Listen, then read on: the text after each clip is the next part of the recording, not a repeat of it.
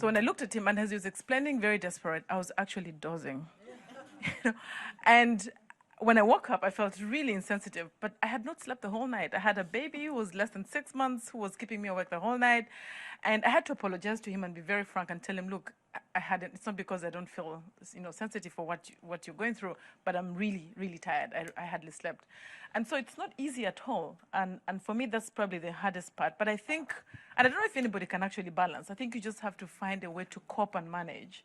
And for me, it's really getting my mother, who is still alive, getting 2 nannies, and really employing people to help me to manage. I'm here, I've spent a week here. I have a 2-year-old, somebody's taking care of the 2-year-old. It's not perfect because I want to know that they're eating a balanced diet. I want to know that they're sleeping enough hours. The book says they should sleep 11 hours. I want to know if they're really sleeping 11 hours, but I really, really can't. So I think you put the systems to help you manage, you try, and sometimes just have faith that everything will go, because you cannot do it all. It's about managing, but you just have to create a system that works for you. That's 1. 2, also policies that you have at the workplace. Today, there's something in Rwanda that is really trending, which is having ECDs, early childhood centers at the place of work. Our First Lady is a champion of that, but it's really important to have these places at the workplace, because when a woman is breastfeeding and she's able to go and see her child, she's more settled and her mind is really settled when she's working.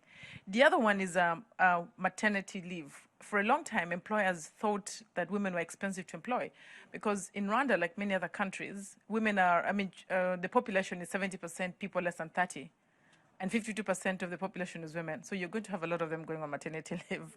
So you better have a solution for that.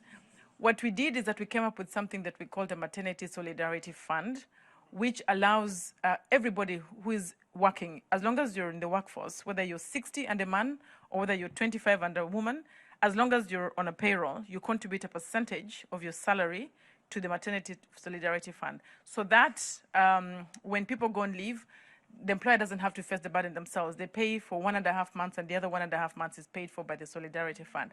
So having those kinds of programs have really helped women stay in the workforce but get supported.